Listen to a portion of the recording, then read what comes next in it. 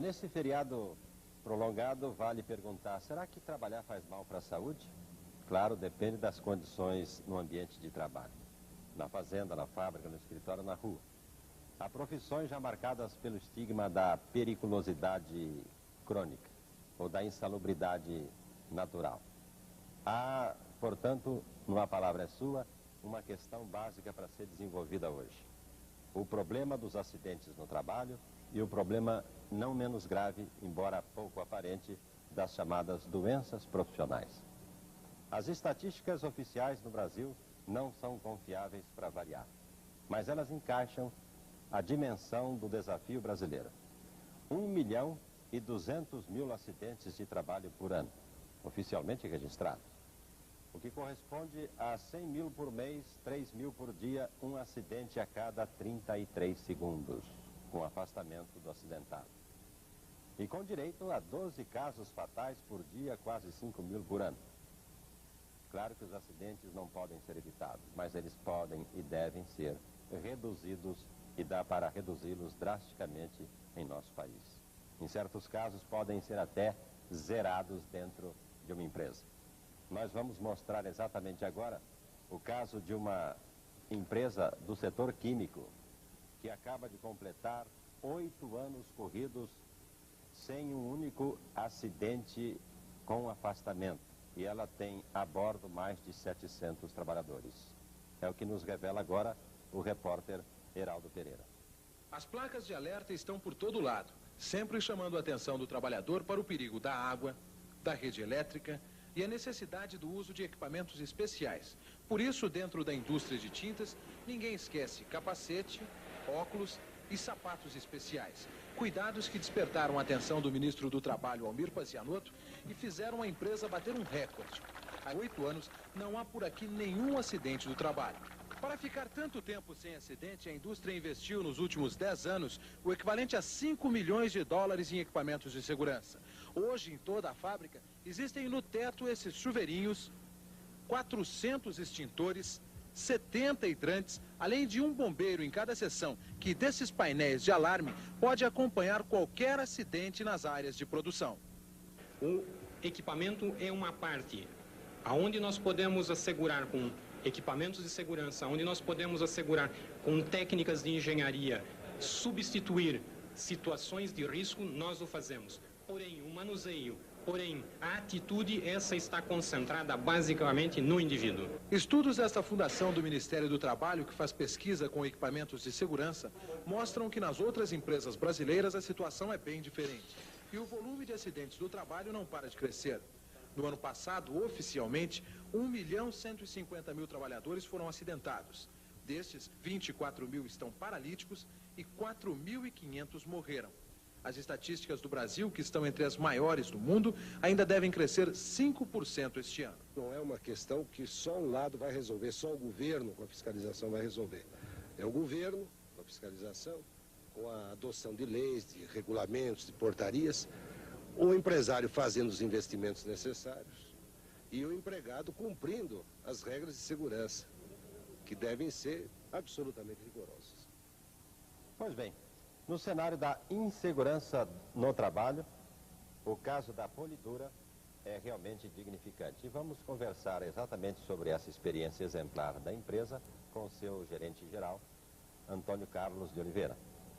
E na mesma linha, vamos conferir o que deve e pode ser feito nas empresas de São Paulo, tanto na área do acidente como na área da doença profissional, a partir das observações de outro convidado, o sindicalista Remígio Todeschini, que é o secretário-geral do DIESAT, Departamento Intersindical de Estudos da Saúde do Trabalhador. Então vamos começar com o caso da Polidura. Antônio Carlos, qual é a receita da empresa para o Brasil? Veja, acidentes não acontecem, acidentes são causados. Uma vez que acidentes são causados, nós podemos analisar o que causam esses acidentes.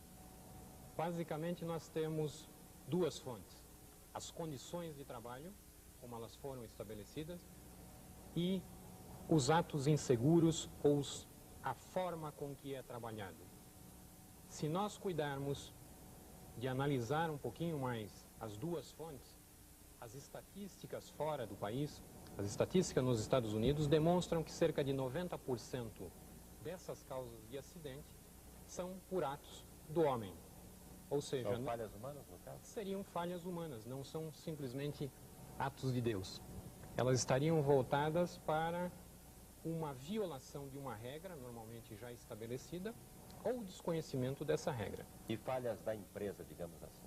Sem dúvida, ela se encontraria dentro de falhas de projetos e, eventualmente, até falhas de não fazer a comunicação necessária aos seus trabalhadores, aos seus funcionários, de como ele deve operar um equipamento.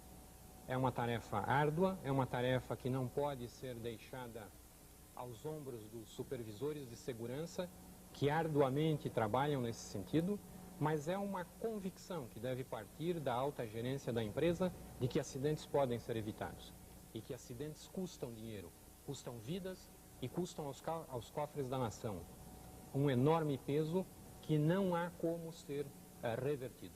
Os estudos da Fundacentro, que cuida de segurança e medicina no trabalho, revelam que prevenir hoje sai muito mais barato para a empresa do que remediar ou substituir. Confere, Remígio.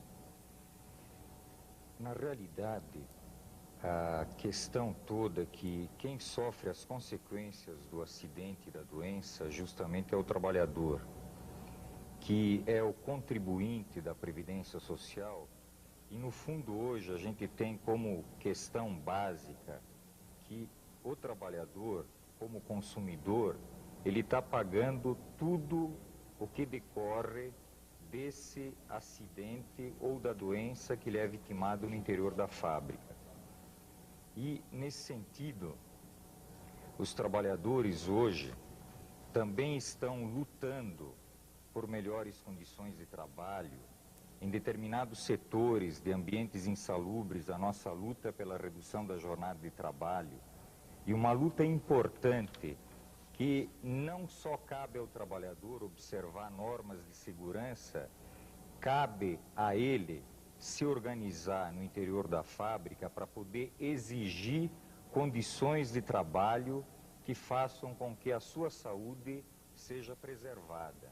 Existe um fato aí muito sério que, observando as taxas de mortalidade desse país, na faixa dos 15 aos 54 anos, morrem 250 mil pessoas. Essa é justamente a faixa produtiva, a faixa da idade do trabalho. Portanto, as condições de trabalho, os agentes agressivos, os agentes físicos, a pressão, o ritmo de produção, o trabalho em turno, a forma de como o trabalho é organizado, tem um fator preponderante nessa causalidade de doenças e mortes que acontecem nesse país. Bom, nós temos aí um complexo para desenvolver na discussão do próximo bloco, que é o equipamento, ou antes dele, o regulamento, o equipamento e o treinamento. Essa é a receita para minorar o flagelo no Brasil. É o que a gente vai conferir depois do intervalo.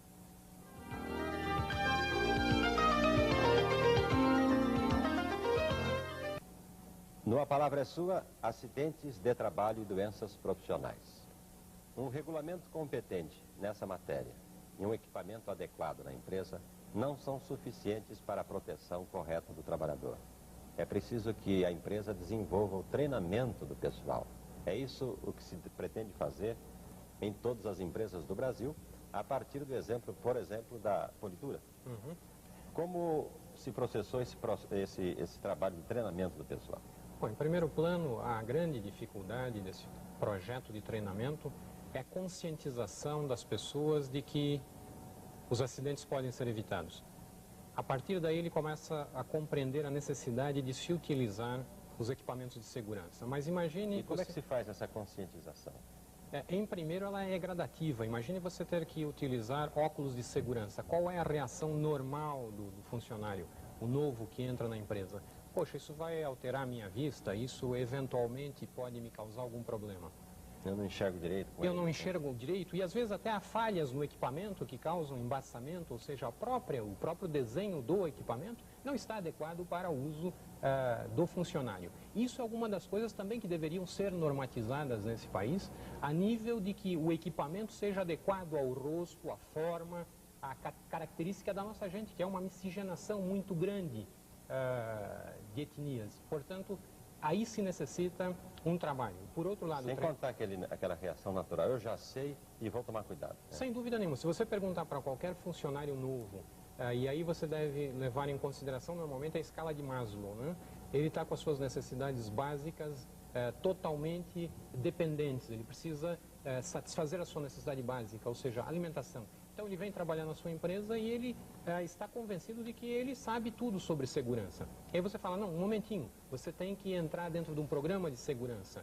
E aí ele fala, bom, programa de segurança? Não, mas eu já sei tudo. Não, então vamos parar. Precisa então investir no treinamento, demonstrar que aquilo é necessário, que se deve fazer e o porquê aquilo está sendo feito com ele. É muito comum o uso de sapato de segurança sem meia. Nessa semana mesmo nós contratamos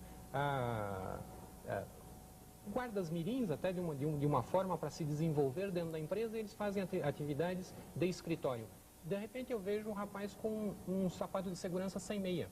Quer dizer, um sapato de segurança sem meia faz tanto mal quanto o não uso do sapato de segurança.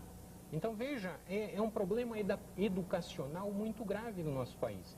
Já nas bases, no primário, não se está dando uma noção de segurança. Remígio, por falar em treinamento, orientação, disciplina do pessoal, o melhor atalho ainda começa pela CIPA, que é a Comissão Interna de Prevenção de Acidentes. Como anda funcionando a CIPA nas empresas aqui de São Paulo? Olha, na realidade, as CIPAs, 80% delas aqui são fantasmas. Aqui em São Paulo? Aqui em São Paulo. Até nesse aspecto é bom realçar que, apesar de 40 anos de CIPA, a gravidade dos acidentes fatais, como de invalidez, está aumentando em relação ao número de acidentes totais. A solução para nós, e é proposta do movimento sindical, é a eleição total dos membros da CIPA e não a paridade. No nosso entender, a paridade hoje existente também entrava o processo de modificação e diminuição dos acidentes e doenças do trabalho. Para a gente entender melhor a coisa, o que é essa paridade, o que é a CIPA, em princípio? A CIPA, pela legislação atual, ela é metade indicada pelo empresário e metade eleita pelos trabalhadores dentro de determinados riscos industriais. E essa comissão meio a meio é que cuida dos problemas de segurança na fábrica? Do problema tanto de segurança como de doenças do trabalho. E essa paridade, você disse que é um entrave, por quê? É um entrave porque, no nosso entender, ela deixa determinadas questões morrerem no próprio âmbito da CIPA e não são levadas à própria direção da empresa para que se tomem providências. O senhor, como empresário, concorda com isso? Eu não utilizaria esta colocação no caso da Polidura em específico, onde a comunicação é bastante direta com o funcionário, onde nós incentivamos a CIPA, a utilização da CIPA. É um ferramental útil, porém, quando nas empresas a CIPA é utilizada ainda para se reivindicar condições básicas e fundamentais para o funcionário, então fica muito difícil atingir um trabalho de CIPA da comunidade toda, no sentido de prevenção de acidentes. Às vezes são coisas básicas, até falta de equipamento de segurança. Eu acredito que o Remígio pode nos ajudar nesse sentido. Até a obtenção e a colocação à disposição de equipamentos de segurança em alguns casos. Agora, Remígio, a CIPA não é obrigatória? A criação dentro dela, não? A CIPA é obrigatória para empresas, por exemplo, de risco 3 da área química e da área metalúrgica com mais de 20 funcionários. Por exemplo, da área de setores de serviço, a obrigatoriedade dela é com mais de 500 funcionários. O que para nós também é um absurdo, sabendo que na área de serviços a gente tem vários problemas como tenossinovite, problemas de saúde mental desses trabalhadores que trabalham na área bancária, na área de serviços, na área da administração. E sabendo, por exemplo, como no setor de bancos, há um número grande de agências que tem um máximo de 50 ou 60 funcionários, também nesses locais se torna necessária a instituição da CIPA.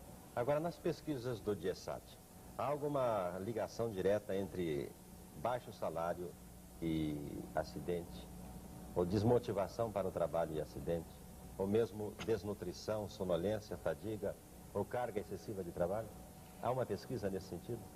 Não há nenhuma pesquisa mais específica nesse sentido, mas observando, por exemplo, dados da construção civil, o número de acidentes é muito elevado.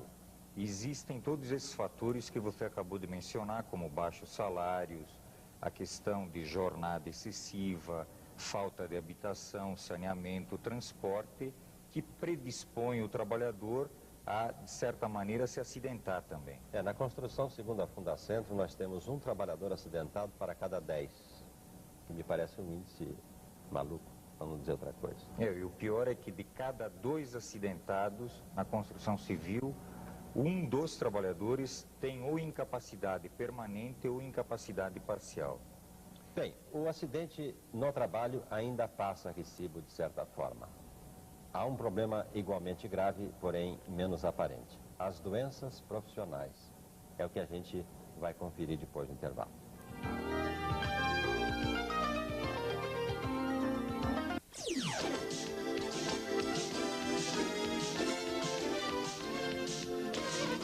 Que são inclusive democráticas. Elas podem atacar desde o porteiro da fábrica até o presidente da companhia. Caso, por exemplo, da úlcera, do adenal, ou mesmo da hipertensão ou do infarto. Remígio, o que o DIESAT tem feito nessa área da doença profissional? Na realidade, o DIESAT, nesse ano, promoveu a 8ª Semana de Saúde do Trabalhador, cujo tema foi Insalubridade e a Morte Lenta no Trabalho. Que foi encerrado agora aqui em São Paulo. Foi encerrado no dia 15 de outubro recente. E a abordagem que a gente discutiu foi justamente da questão das doenças que estão escondidas das estatísticas oficiais. Na realidade, nós temos anualmente em torno de 4.000 doenças profissionais, quando esse número, para ser real, deveria ser multiplicado por 30, segundo... 4.000 doenças ou 4.000 doentes? Sim, seriam 4.000 doenças registradas por ano.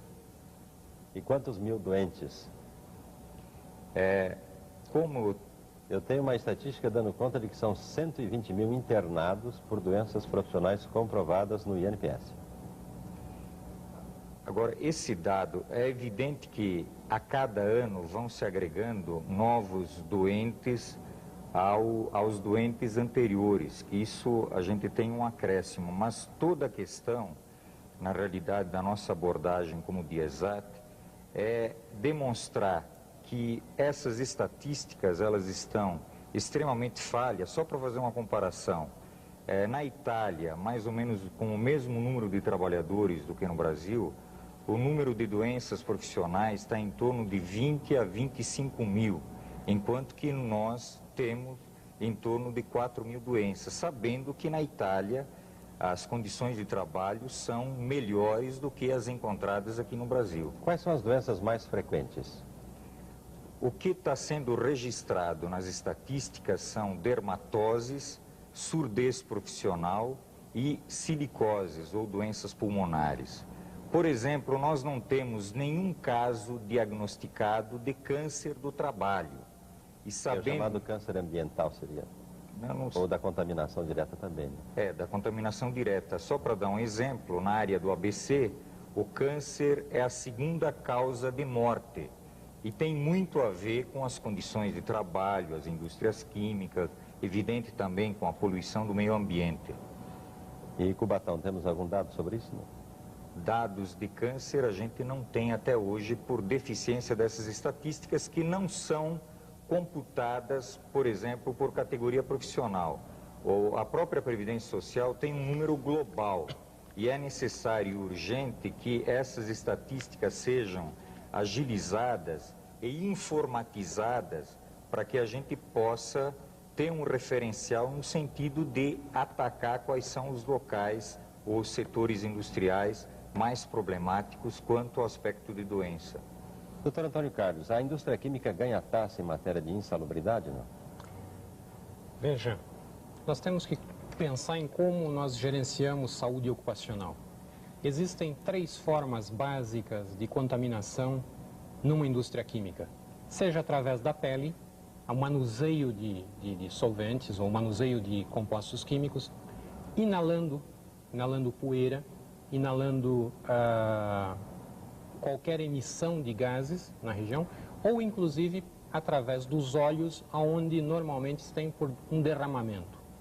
Como é que se gerencia isto? Como é que a indústria não se torna uma campeã, uma recordista nesse tipo de acidente, vamos assim chamar? Equipamento de proteção individual. Novamente, treinamento, novamente identificando que esse tipo de doença profissional pode ser controlado. E eu vou mais, dentro de algumas indústrias, nós teríamos até uma condição superior àquela que é vista ou vivida pelas pessoas nos grandes centros. Ou seja, dentro de uma indústria você está num local controlado. Isso pode ser. Nós não podemos... A estrutura ambiental também pesa, além do equipamento Também, individual. indiscutivelmente. Porque há fábricas aí sem nenhuma ventilação. Esse é um outro problema. Começa por aí. As condições de engenharia. Eu não estou apregoando a utilização de equipamentos de proteção individual pelo simples fato do equipamento de proteção individual. Todo e qualquer movimento que possa ser controlado através de processos de engenharia, ele deve ser feito e deveria ser feito. Ele é muito mais barato, ele é eficiente e controla o ambiente. Agora, onde não é possível, o uso de equipamento de proteção individual adequado, controlado e sabendo por que está utilizado, isso sim, ele controla o ambiente também. Agora, Remígio, a classificação das doenças profissionais no Brasil é adequada, não? Não é adequada porque o número que a lei de acidentes coloca é de somente 21 agentes patogênicos, ou seriam 21 doenças profissionais. Por exemplo, na França, esse número de doenças é superior a 70. É necessário uma revisão urgente. Ultimamente, a própria Previdência Social, ela classificou como doença profissional a tenossinovite devido a uma pressão dos sindicatos de processamento de dados de vários estados aqui do Brasil. A hipertensão, por exemplo, é uma doença profissional oficialmente reconhecida como tal?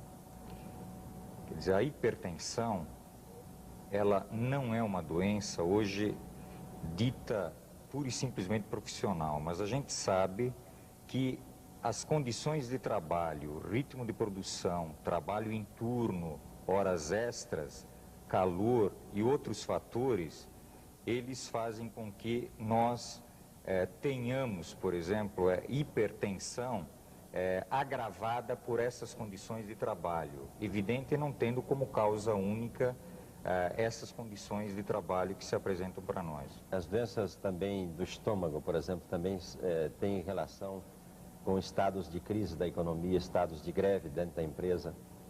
Dá para perceber esse tipo de incidência?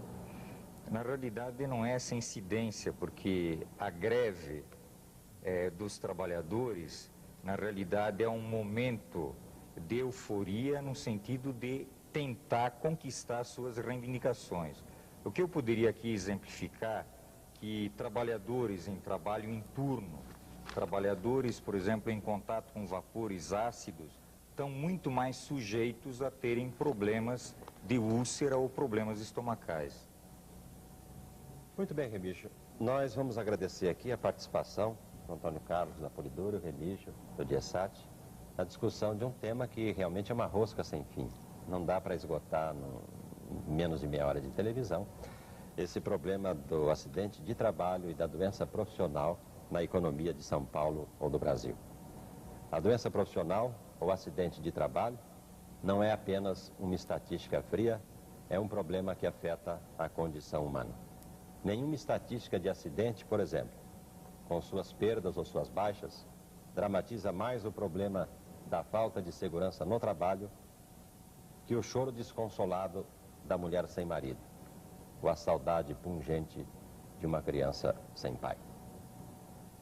A palavra é sua, volta no próximo domingo às 10 horas. Até lá.